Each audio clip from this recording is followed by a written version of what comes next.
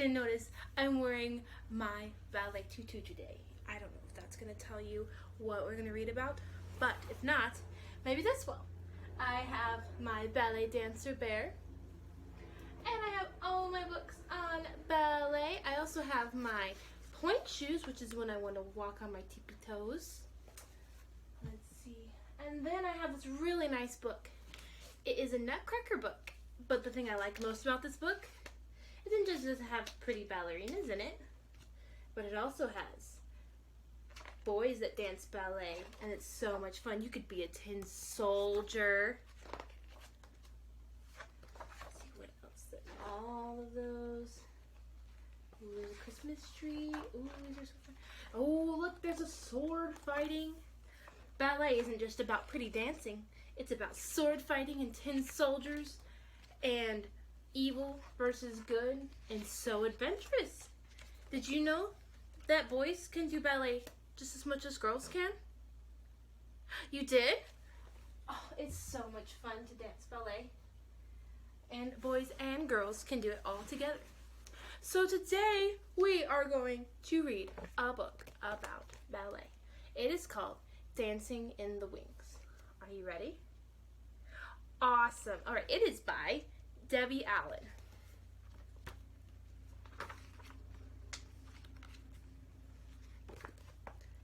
Ever since I was born and could see, everywhere I looked, I saw a dance. In the clouds as the wind blew them across the sky, in the ripples of a pond, even in the sea of ants marching up and down their hills. Dance was all around me. Dance was me. My name, or my mom, she calls me Sassy, because I like to put my hands on my hips, because I always have something to say. Well, if you had feet as big as mine, you'd understand why. You should join the swimming team, since you've got those long toes and don't need any fins, my older brother Huey teased. I shot right back. At least I don't have that big forehead looking like a street lamp. Mama said, "Stop all that bad talk. You act so ugly sometimes, Huey. Your big head is a sign of intelligence, and Sassy, your big feet will make your legs look longer and prettier in your ballet shoes." My legs were longer, all right, so long that when I went to tendu, point my toe, at the bar, I tripped Miss Catherine, our teacher, who was coming down the line, looking the other way. Splat! She even landed under the piano, her legs up in the air. Oh, it was so funny. Even she had to laugh. "Sassy," she called out, "I'm going to tie orange bows on those big feet." "Sorry, Miss Catherine," I answered, "but if you don't wear your glasses, you still won't see them." One thing for sure, because of my long legs and big feet, I could jump higher and spin faster than everyone else.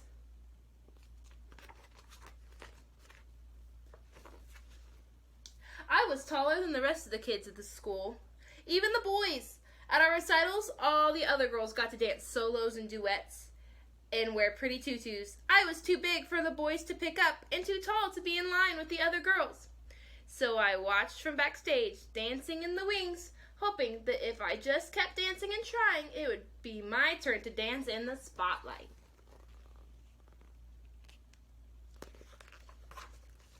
One day at the end of ballet class, Miss Catherine announced, Mr. Debato from the Russian school is coming next week to look for talented young people for the Summer Dance Festival in Washington, D.C. The whole room turned into a whirlpool of excitement as the sign-up sheet was posted. Everyone wanted to try, especially me. But as I wrote my name down, I heard two girls, Molly and Mona, giggle. Mona said, "Oh, please, she'll never make it. They said talent, not a Tyrannosaurus." My heart seemed to stand still. For once, I had nothing to say. I couldn't hide the tears I felt welling up in my eyes, so I just grabbed my dance bag and ran to the parking lot. That wasn't very nice, was it? I heard a familiar horn honk, and I turned to see my Uncle Red in his bright green pickup truck. Uncle Red had the whitest, tightest curly hair, smelled of cigars, and every day wore something red. A tie, a hat, a shirt, socks, maybe even his shoestrings. just something red. Why of all days, did Mama have to send him to pick me up? Why today? I was not in the mood for his jokes or stories, but I quickly tried to dry my eyes and smile.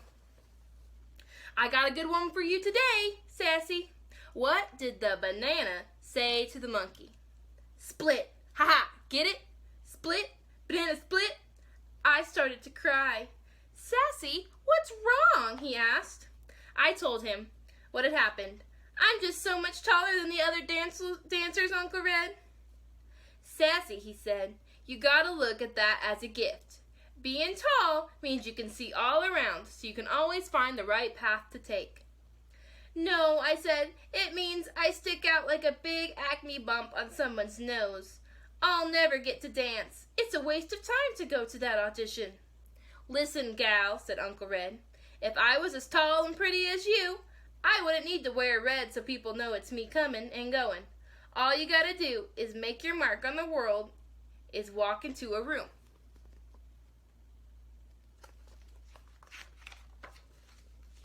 By the time I got home, Uncle Red had cheered me up and had me laughing and feeling better. As I got out of his truck, he waved goodbye, calling out, "Make your mark, gal." Huey and his football friends stopped playing. Huey yelled out, "Hey, Sassy, why don't you come and play with us? We need a goalpost." That was very nice. His little mean, ugly friends laughed. Boy, did that make me mad. "Sure, if we can use your big head for the ball," I shouted back. His friends screamed with laughter. Huey got so mad he turned red, looking like a tomato with the big head. Ha! We were just about to go to each other when Mama called us inside. Oh, that wasn't very nice, was it? Very nice at all. Late that night, I lay awake, staring out my window and thinking about Uncle Red's words. I could see myself dancing on the Milky Way, swirling like a twirling shooting star. Next thing I knew, I was talking to myself out loud. I'm going to that audition, big feet and all. On the day of the tryout, kids came from all over the city. It was so crowded. Everyone was expected to wear black, but like Uncle Red, I picked my own color, bright yellow. And instead of standing in the back, I squeezed between Molly and Mona, right in the front row. I ignored their snickering. Miss Catherine came in and introduced Mr. Debato. Everyone applauded. Boy, was he short. Couldn't have been more than 4 feet 9 inches tall. He started walking down the rows, pacing back and forth, just looking at us. And then he stopped right in front of me and said, "Young lady, why are you wearing that loud yellow leotard? I'll need to put on some sunglasses to see anybody else. Please go to the back row." Molly whispered, "See ya, wouldn't want to be ya." At least he noticed me, I snapped. I put my hands on my hips and walked to the back. The first round of auditions was center floor exercises. Mr. Debato walked around, prodding and poking, making corrections. He stopped once and looked right at me, but didn't say a thing. I held my breath as he dismissed almost half the kids after the first round. But not me. Next was the adagio, the slow section. I stood as close to Mona as I could and whispered, "Your little skinny short legs are going to look like chicken wings next to mine." "I'd rather look like a chicken than a turkey like you with that long neck," she answered. "Talk to the hand," I told her, and I took my leg up so high it got stuck. Luckily, I could balance on my other big foot, so I just held it there until Mr. Debato remarked, "Young lady, the exercise is finished." "Oh!" I jumped out of the position. "Show off," Molly grunted. "Gobble, gobble," Mona imitated a turkey. Then came the leaps across the floor. I took off like a Jackie Joyner Kersey and the long jump at the Olympics. With one leap, I sailed in the air past all the other girls. Molly and Mona watched, looking pea-green with envy. Look at that high jump. By the end of the day, there were only 7 of us left. Mr. Debato called out everyone's name except mine and asked them to step forward. Standing alone, I really had to fight to hold back my tears. Then I heard him say, "Thank you all for coming today. Keep working, keep trying. You all are dismissed."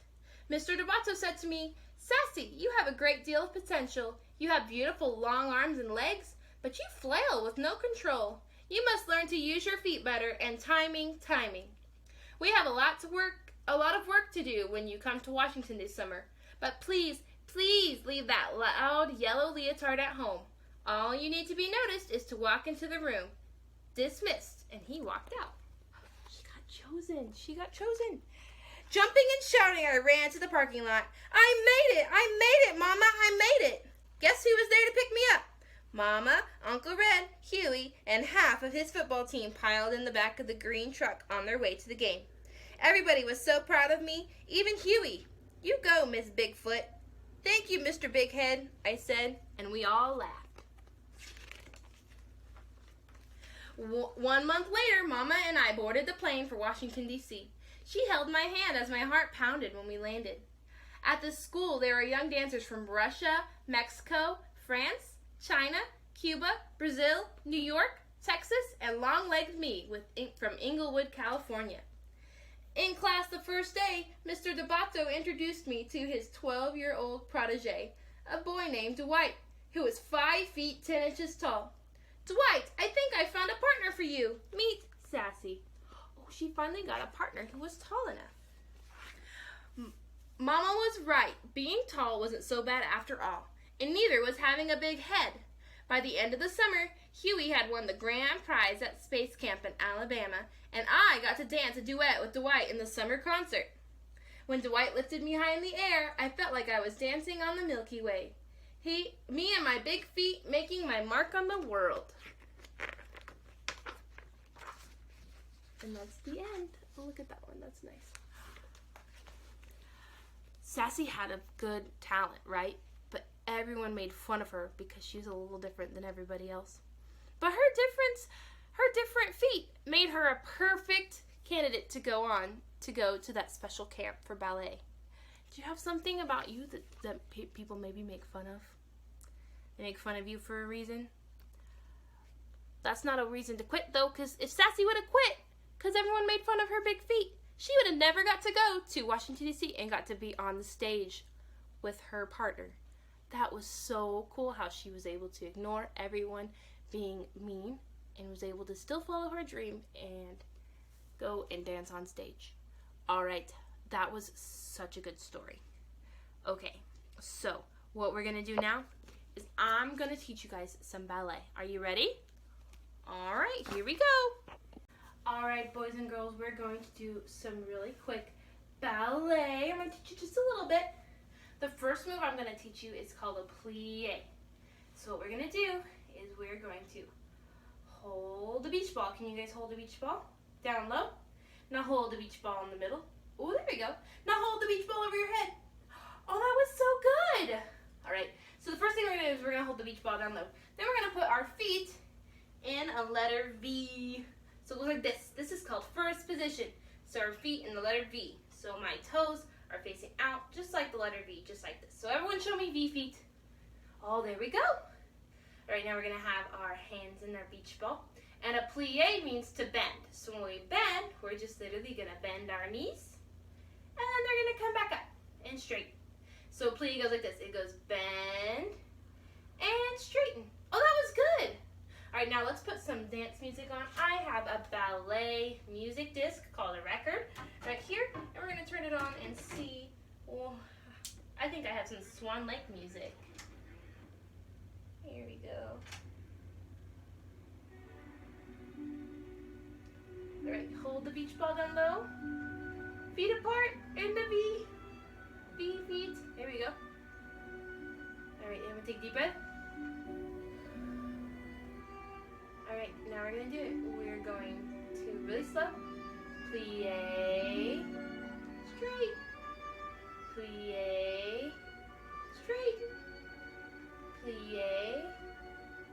Straight. Oh, that was good. All right, now what we're going to do is we're going to move our feet apart with our feet still facing out. This is called second position. We're gonna have our hands on low. There you go. And we're going to plie straight. Plie straight. One more time. Plie straight. Oh, that was good. We've already learned our first ballet dance. Awesome. All right, the next one we're going to do, just one more, we're going to do called an échappé. So that means to escape. So what we do is we jump out, we close. All right? It's kind of like a surprise jump. So when we do it, we are going to have our feet in first position. We're going to have our beach ball, and then we're going to jump out, surprise, and then jump back together. Do you guys think you can do that with me? All right, échappé jumps, here we go.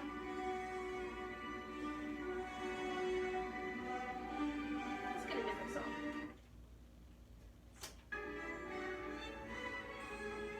This one's better. All right, everyone, here we go. Hold your beach ball. And jump out. Together. Out. Together. And out. Together. One more time. Out. Together. Oh, that was so good. See, you guys already learned so many ballet moves. I'm going to do one more quick ballet twirl in my tutu. And I want you guys to go and show someone your new dance moves that you learned today. Can you do that? Awesome. All right, I'll see you next time. Goodbye.